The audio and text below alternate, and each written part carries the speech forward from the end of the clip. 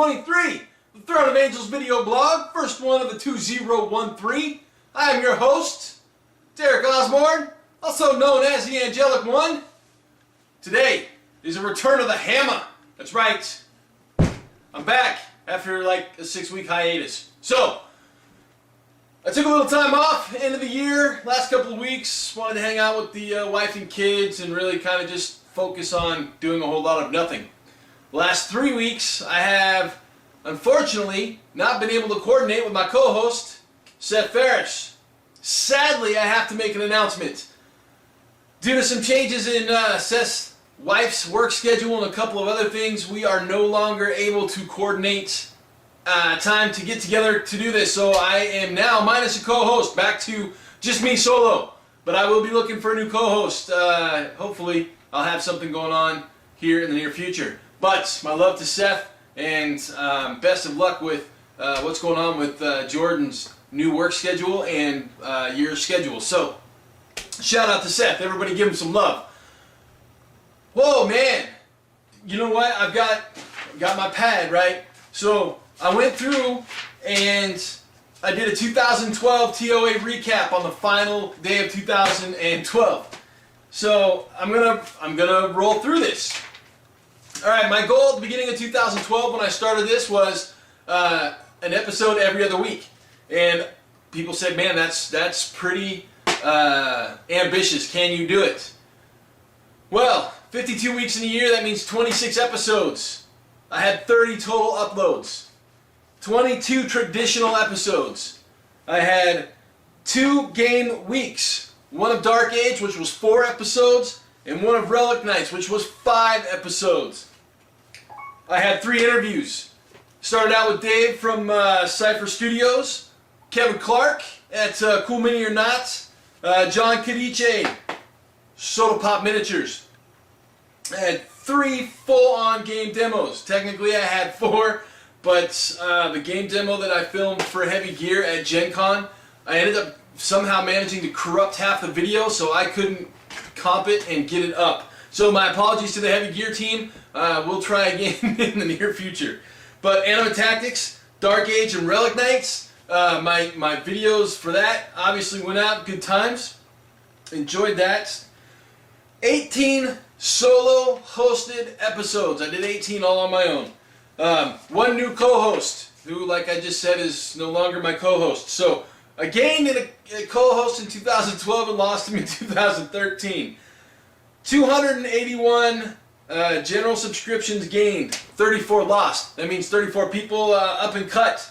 As of the 31st, I had 251 current subscribers. Right now it's at 263 as of today. 17,392 video views.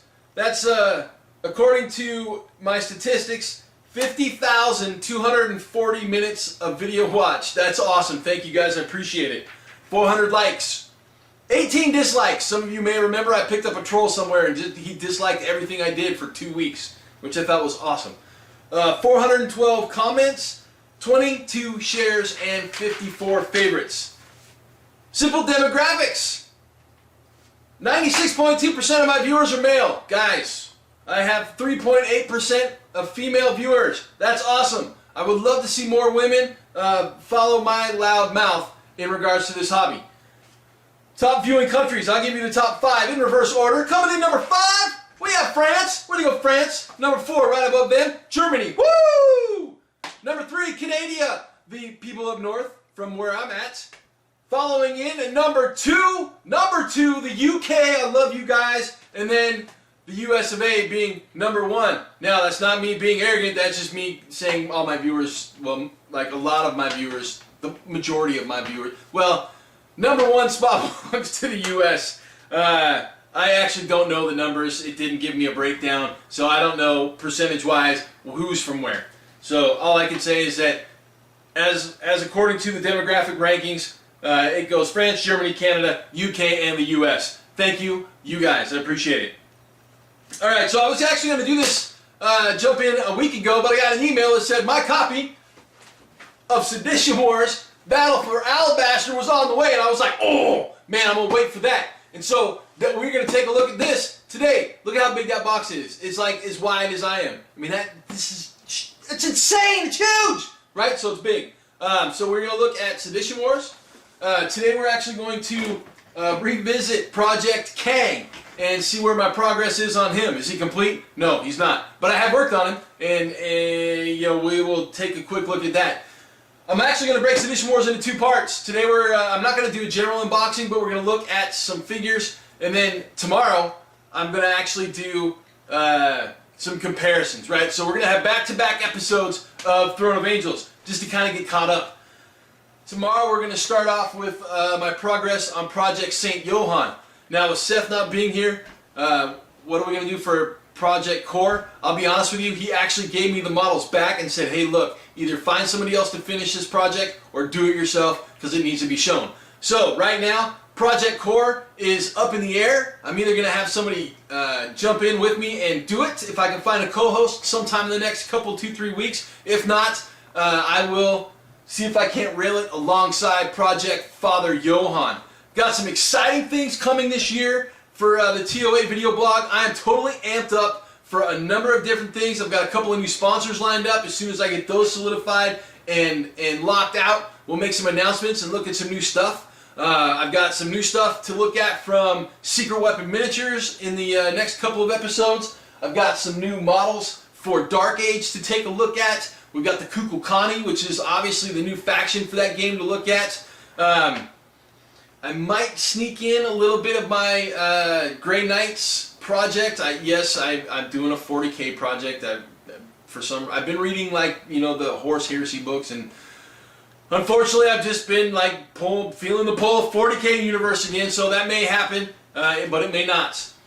I've got a couple of tutorials set up. I've got a basing tutorial for one of the models sitting here that I actually filmed while I was building the base. So I have just basically got to edit the video and do the voiceover for that. So that's coming up. There's something else that I'm forgetting about, and I don't know what it is. So obviously, assembly guide. I'm going to do an assembly guide for the Thumper, which is one of the newer core models. I've had a number of people say, hey, what's going on? We've also had a number of people saying, hey, how are you doing? How come we haven't seen a video? So I've given you my reasons, and I apologize for that. Some more exciting things coming up. Like I said, as soon as I finish up Father Johann, we'll move into probably a table building project and put together a 4x4, I don't want to call it modular table, but it may very well be a modular table where I do, you know, maybe like 1x1 squares. But I'm always open for ideas on what you guys want to see. Again, got a couple tutorial videos that I'm going to post as well. Just have to do some editing and some voiceover.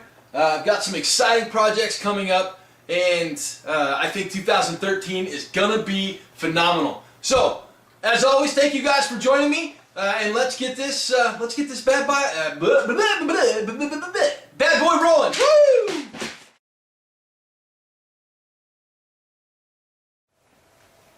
Bam! To start this episode, we're going to look at Kang the Implacable. This guy is, you know, as we've seen before, an absolute monstrosity of a model. Just to give you a size comparison, you know, we'll drag over the two models that I use for size comparisons on a regular basis: the Grey Knight and the Legion Nephilim Soldier. As you can see, they're about the same size as his head. Obviously, I've got the wings and whatnot to put on him still, and a few things that need to be addressed and looked at, and we'll take a look at those here up close in a sec. So the one thing about Kang is his sheer size is just so immense, right? Again, like I said, these guys are about the same size as his head. We'll zoom out a little bit there so you can take a look. I just dropped them into frame. But yeah, his sheer size, he's so big. He's just an absolutely huge model. And what that means is we're going to have a few little areas that are going to be kind of separated. As you can see, we've got a separation in the arm here, and a separation basically where the head and the neck come together. There's also one here along the tail, this area here. They're not terrible, right? They're not bad. They're easily fixable. And as you can see, I've showed you guys previously that I did some work, some putty work down here on his ankle. The putty has since dried, and since I've put his upper body on, I've put his arms, both of his arms and his head on. That's basically the progress that I've made with Kang since I last worked with him. His horn actually is a separate piece, so obviously I put that together as well. Optimus Prime is in the house once again. As you can see, that space precludes all the way around the shoulder, and I did that there so I could actually get the connection of where the wall pieces come together to sit nicely. And that was, I figured well, I know my sculpting skills, and I can actually get a better join here. Plus there's a wing that goes there that'll actually cover that up really well. So I really only have to worry about basically getting in here on this shoulder, and then again the head. I did my best with the head and neck joint. As you can see, it's a little rough, but a little putty in there will go a long ways. And once there's some paint on it, you'll never even notice it if I don't match the scaling exactly. But I have faith in myself because, like I said, I know my own sculpting ability and talents with that. Again, there's spacing on the other side, just a little bit to be addressed. A little bit of spacing on the inside of the back of the arm, but as you can see, it disappears around to the front. Now, where I connected the bodies together, you've got the lower body and the legs, obviously the upper body and part of the castle. Going to require some putty work in there, not a big deal in my opinion. And a little bit along the back. Obviously the scaling there is a lot rougher. You can be not nearly as perfect as it's going to require in through here to make those kind of fit, or excuse me, come together. But as you can see, there's a space down there in the tail. Same type of spacing. I did the putty work already, and I think it came out fairly well. So I'm not too terribly worried about that. Again, Kang is such an immense model and such a fantastic centerpiece. Those little tiny things, unless you're looking for them, you're never going to see them, especially when there's paint on the model. But this thing is just absolutely impressive. Right, so zooming out all the way, I can't even get the whole entire thing into frame. So we'll do a quick pan.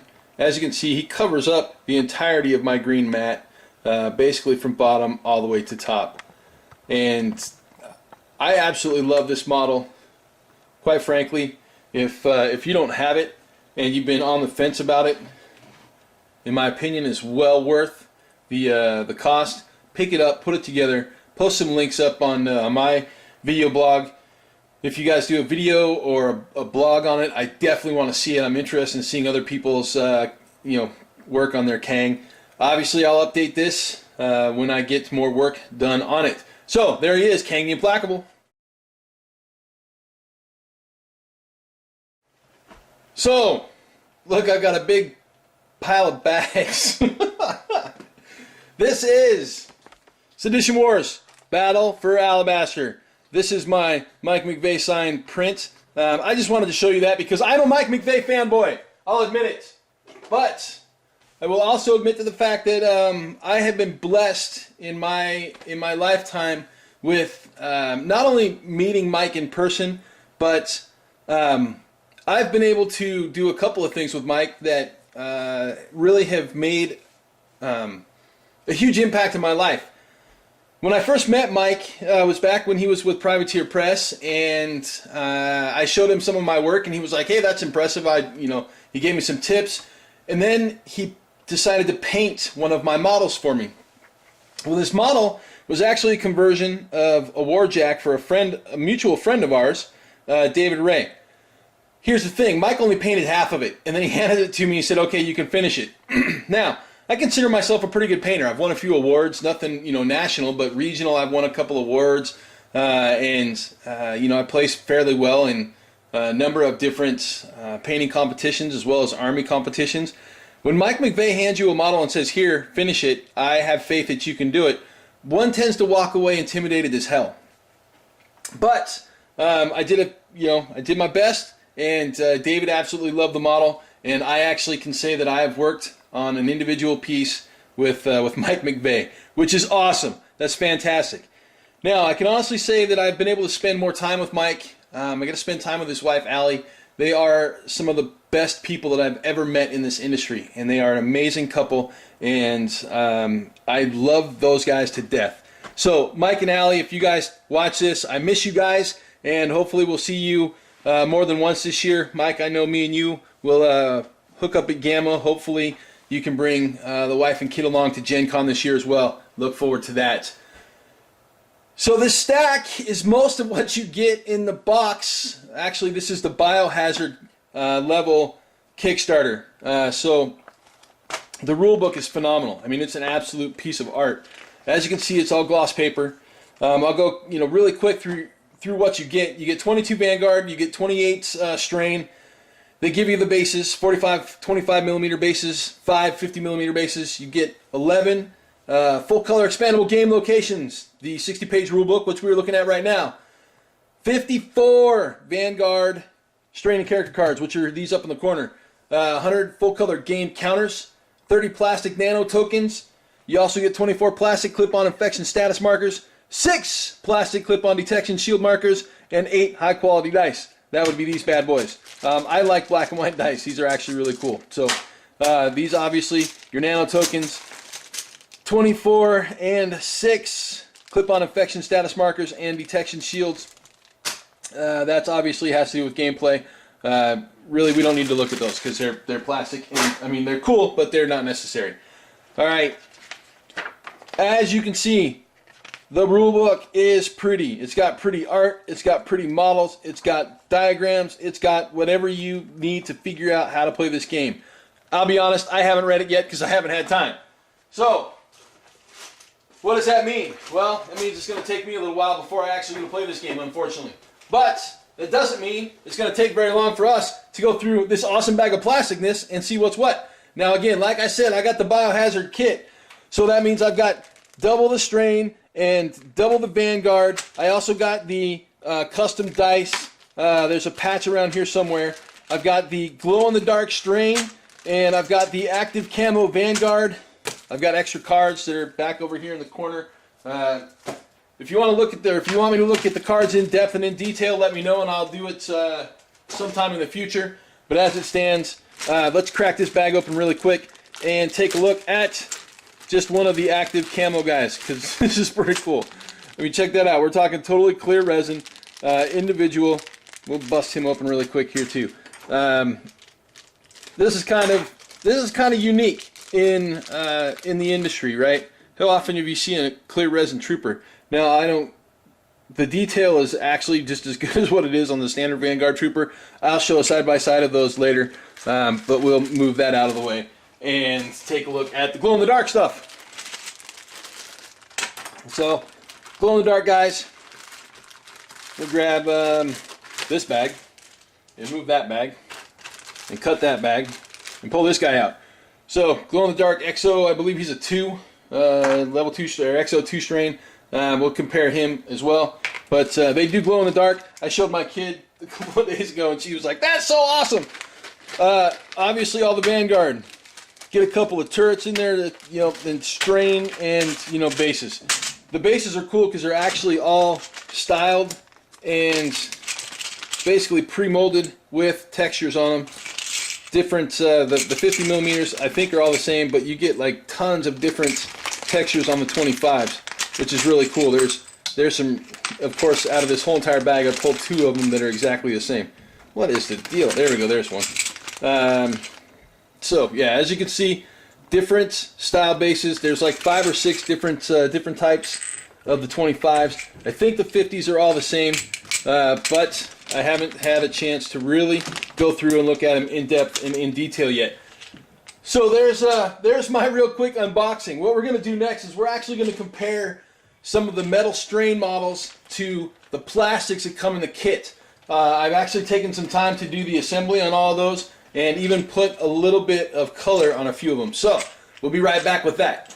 So just a quick look at the Vanguard Trooper versus the camouflaged Vanguard Trooper. As you can see, I can blur out the camera as well as anybody else. That's as close as we're going to get.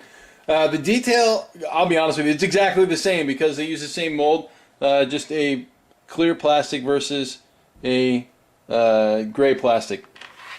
You know, same thing can be said of the strain models that glow in the dark. One will get painted, one will not get painted. Just because. I just don't feel the need to paint clear and glow in the dark models. But maybe you can get a cool effect by throwing an ink wash on a glow in the dark model. I don't know. But let's take a look at some metal strain at the moment, shall we?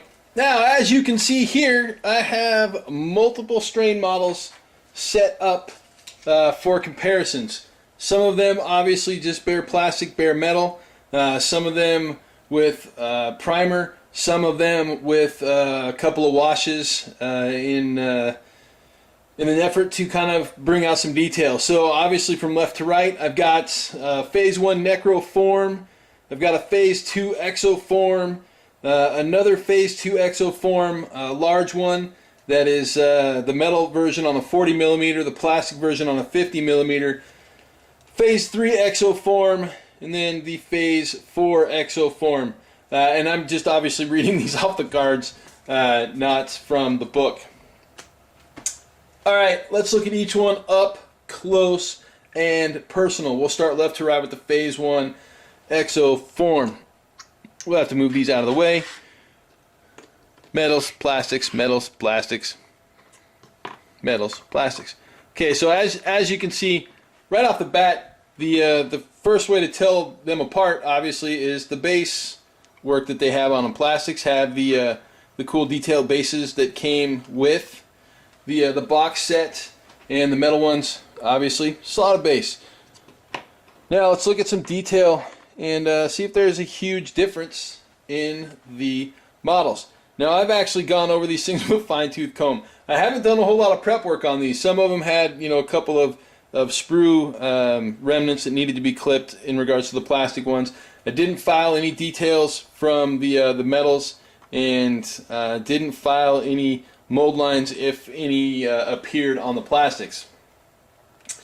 Now as you can see, I think that's as close as I'm going to get. These plastics are very, very comparable to the metals. Again, I'm a huge metal guy, love the weight, but these plastics have done nothing but impress me. You know, we'll look at Vanguard tomorrow and compare a couple of the resins to the plastics and the metal, and see you know, which one kind of comes out on top. Now there is a little bit more detail in the metal, but overall the level of amazingness in the plastic here, it's just completely and utterly surprised me. I was not expecting this level of detail and this level of quality with the plastics.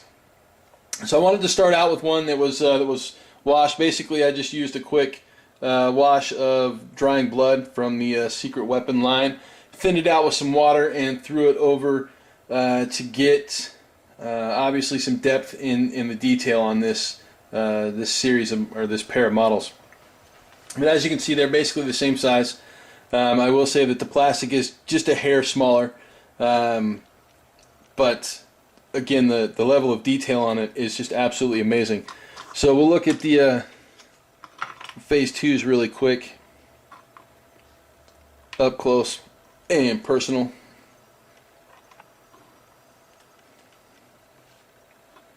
So obviously metal on the left, plastic on the right. Now, are we missing a huge amount of detail going from metal to plastic? Again, on this model, just as the last one, I don't think so. Is there a difference in size? Not really. There's a little bit of a difference, but quite honestly, you really can't tell.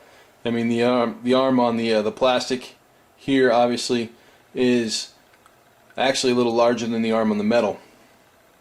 Same with the whatever this piece is that's coming. I know it's like a hose or something that's coming out of the shoulder joint on the other side.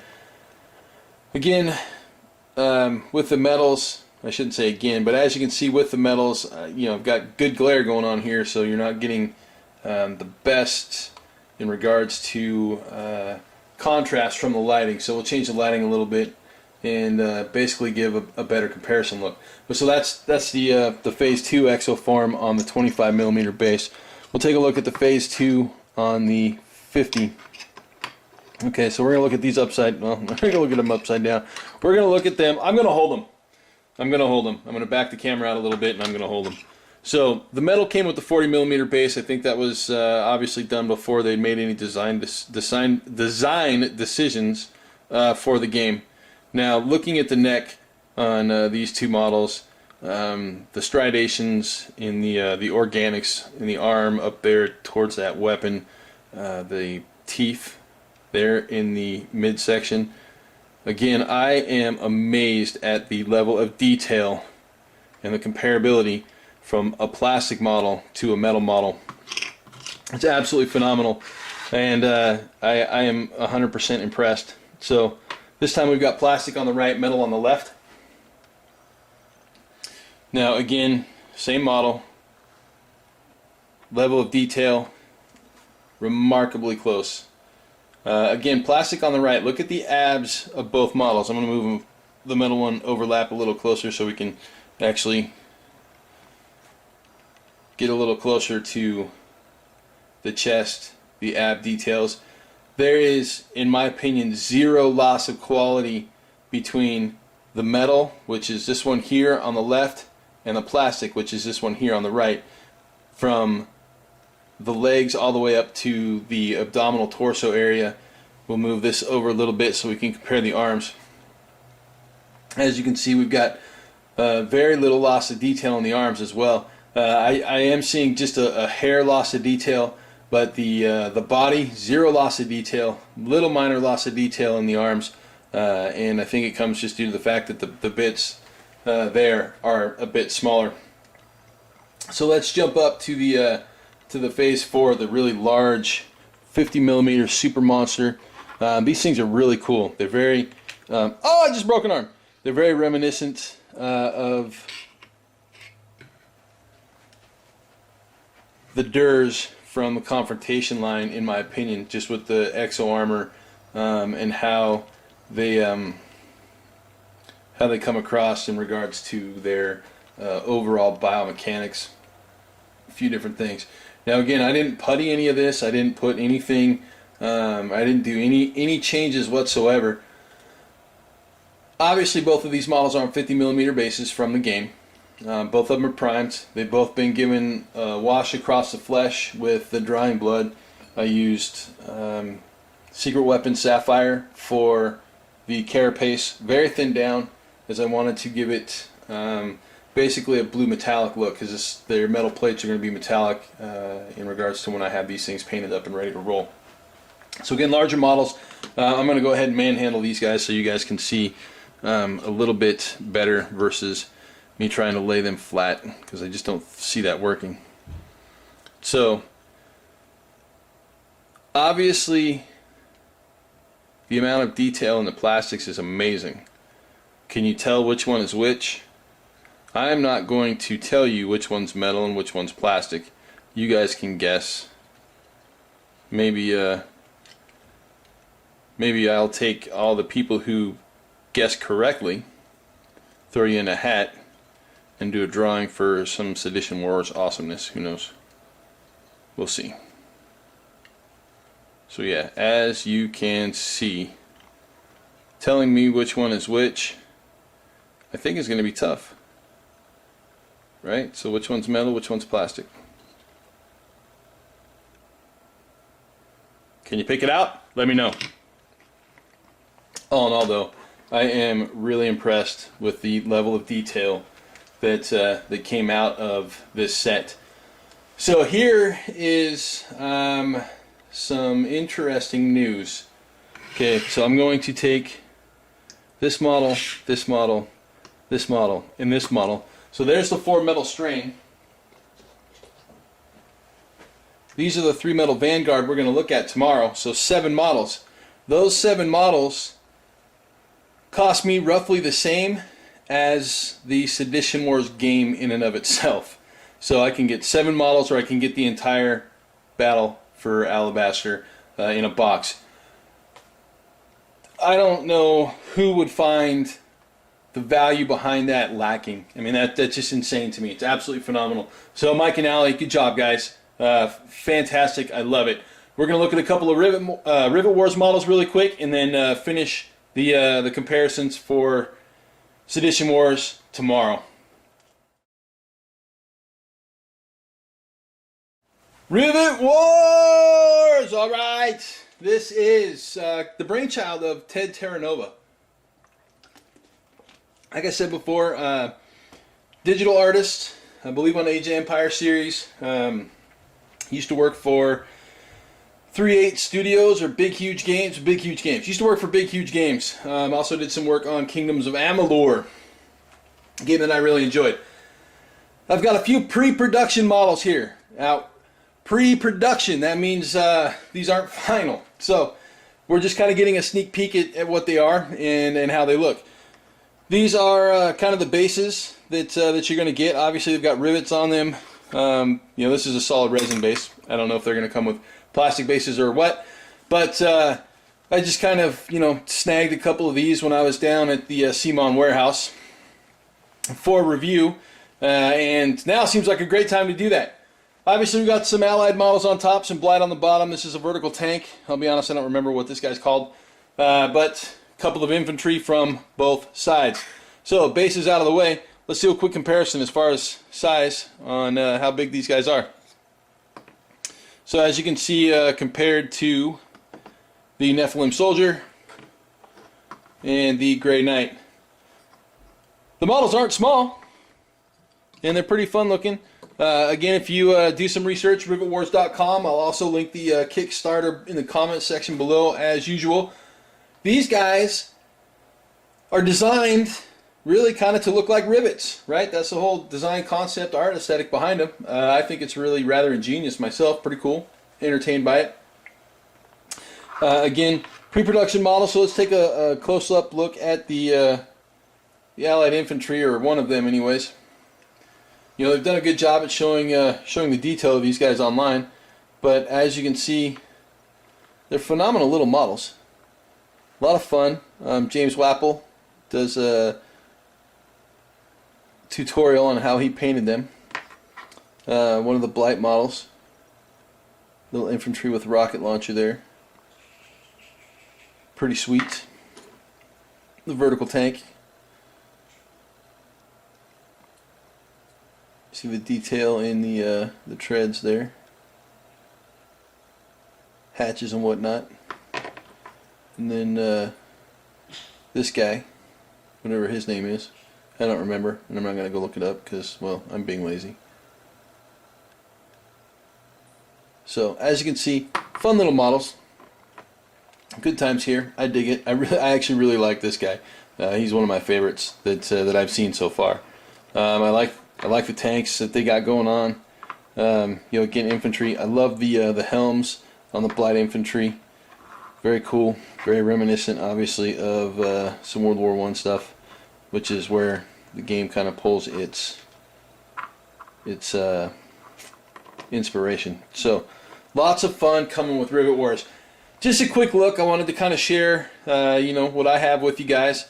A few days left on the Kickstarter, so you know, obviously jump in, take a look at it, and if you like it, do support it. And once again, Kang in the spotlight. I mean, that model is so impressive, right? What do you do with something that big? I don't even know, because I don't have any place for it once I'm done with it. But you know, as you can see, I'm taking my time with it, mainly because it's a centerpiece model. I don't have an airbrush, and I'm waiting on that, quite honestly, before I really put some serious effort into it, because doing Kang completely with the brush, painful. But obviously I don't have a whole lot more to do.